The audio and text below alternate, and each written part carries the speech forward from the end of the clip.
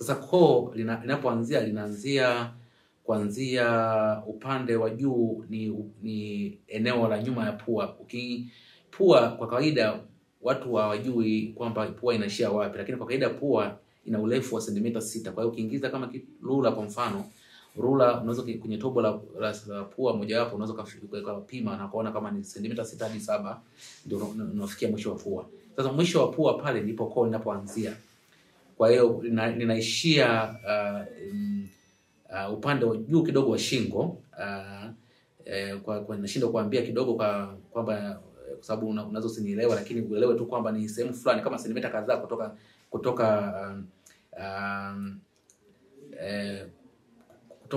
kutoka sehemu ya shingo inapoishia. Ni kama sentimita kama 6 hivi kwa ndio inapoishia koo.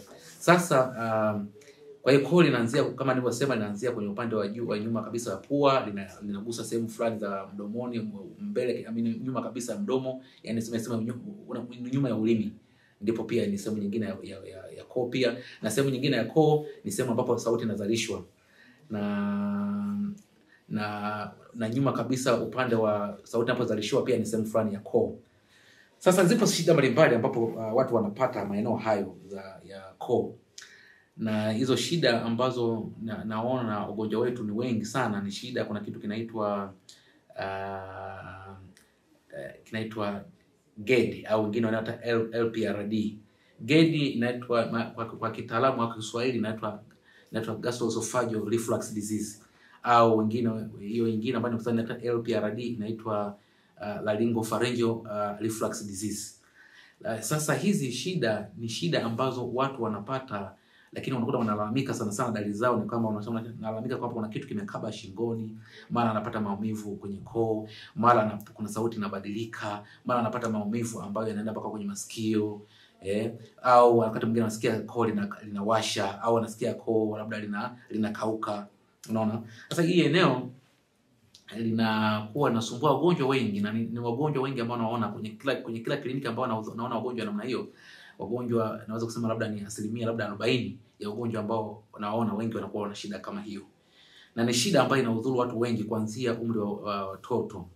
Kwa hiyo sasa sisi kama idara yetu tunapenda kuwaambia kwamba wagonjwa wa namna hiyo wanatakiwa waje hospitalini mapema, kwa sababu usipotibiwa mapema ina shida zake baadaye. Wakati mwingine huwa inadhuru masikio, wakati mwingine inapelekea wagonjwa kupata kansa.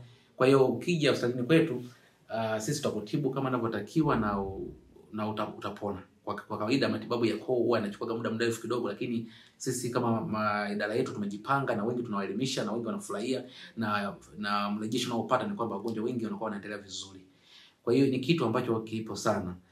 Unapozungumzia sasa hiyo shida ambazo nimezitaja za hiyo GERD au LPRD, mara nyingi ni asidi. Hii asidi kwa Kiswahili tunaita ni tindikali. Tindikali huwa inazalishwa tumboni.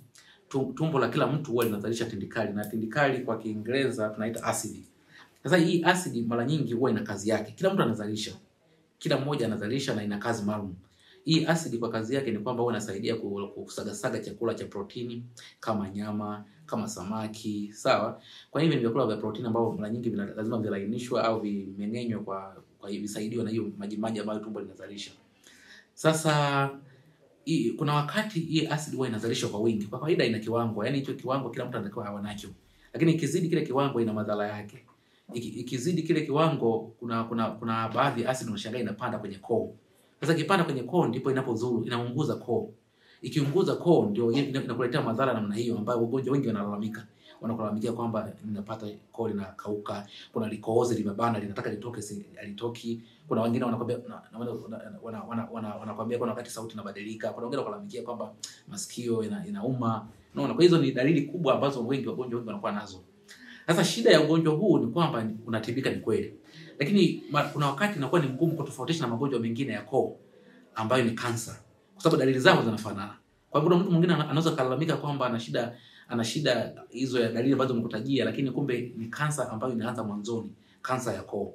Kwa hiyo ukiwahi dalili za mwanzo kama hizo, ukija hapa hospitalini kwetu ni rahisi sisi kuchunguza, na kama ni kansa basi ni rahisi sisi kukutibu mapema, kwa sababu shida ya kansa ikichelewa huwezi kutibika tena na unaweza kuishia kifo. Kwa hiyo tunashauri ukiwa na dalili hizo mwanzoni kabisa basi uje hapa kwetu hospitalini kwetu tukutibu mapema. Na hizo dalili ambazo nimekwambia pia wanapata ugonjwa wengine wanapata, kuna wadudu wanaita virus, wanaita naweza kusema kwa Kiingereza wanaita viral pharyngitis. Hii ni shida ambayo huwa inawakuta watu, kila mtu, yani inaweza kumkuta mtoto, inaweza kumkuta mtu mkubwa, inaweza kumkuta mzee. Sasa hii shida huwa inatokea mara nyingi kwa watu ambao wamepata mafua labda siku 2 au siku 3 kabla, na baadaye ikaanza kudhuru hilo koo. Kwa hiyo unashangaa mtu anapata dalili hizo zote ambazo nimekutajia, lakini kumbe tu ni virusi tu ambavyo vya mafua vimeweza kudhuru hiyo eneo. Kwa hiyo mtu anaweza akaishia baadaye pia sisi akija kwetu tunakuwa tunajiridhisha, kwa sababu hiyo shida ya kama ni virusi basi vinatibika, kwa sababu hiyo ni shida ambayo hata usipompa dawa mtu anaweza ikaisha yenyewe. Kwa kitaalamu sisi tunaita ni self limiting, ni kitu ambacho kinaisha chenyewe. Kwa hiyo ni moja hizo dalili, lakini dalili hizo dalili ambazo nimekutajia pia inakuta watu ambao wanapata fungus kwenye koo. Tunaitwa fungal infection ambazo zinakuwa zinadhuru koo kuanzia maana ambayo nimekutajia. Hilo koo mara nyingi inakuwa ni eneo la leza kuzalishia sauti, na wakati mwingine hadi kwenye koo la chakula ambayo inaitwa esophagitis. Kwa hiyo inaweza kudhuru maeneo haya mbalimbali, na mara nyingi au fungus common huwa ni kuna fungus moja ambayo ni weupe, sisi tukipima tunaona wanakuwa wanatengeneza utando mweupe kwenye eneo la koo, na hao tunaita ni Candida, mara nyingi ni Candida esophagitis. Kwa hiyo sisi tunakushauri kwamba ukiwa umepata hizo shida, tunakushauri kwetu ukija hapa kwetu na vifaa vya kuchunguza kama ni fungus, kama ni bakteria au kama ni kansa, basi tukipima kwa kipimo chetu tutakuwa tunajiridhisha kwamba ni shida gani ambayo unayo. Kwa hiyo mimi ninakushauri na nakualika kwetu uje hapa Mwalimu Nyerere ambapo ni hospitali ya mkoa, na uje katika idara ya koo, pua na masikio na shingo na kichwa. Hapo sisi ukija, sisi tutakuhudumia vizuri, tutakupima, tutakupa madawa au tutakupa ushauri na tutakupa elimu, na kama shida ya upasuaji basi sisi tutakufanyia upasuaji. Lakini kuna shida nyingine za koo ambazo naomba nizizungumzie kwa umuhimu wake. Kuna watu wanapataga kuna kitu kinaitwa upper airway obstruction. Upper airway obstruction ni neno la kitaalamu, lakini kwa Kiswahili ni kwamba ni ule mfumo wa juu wa hewa unakuwa umezibwa, na kuzibwa kuna sababu mbalimbali, na naweza kuzungumzia baadhi tu ya hiyo shida. Kwa mfano, kuna watu wanapata shida kwa mfano ya uvimbe au tuseme kansa ya koo.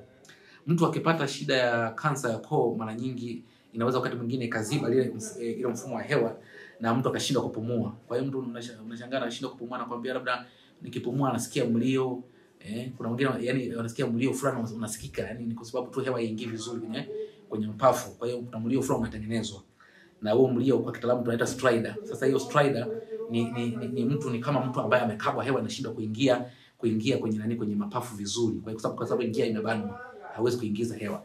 Sasa ukija hapa sasa kwetu sisi tunakutibu mapema, tuna vifaa vyetu vya kuwekea mbadala upumulie nje, yani tunakuwekea kwenye shingo.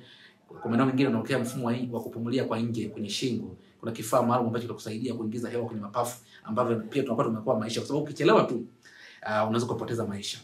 Kwa hiyo hizo ni moja ya shida ambazo unapata. Lakini kuna shida nyingine ambayo inawapata watoto, inaitwa laryngomalacia.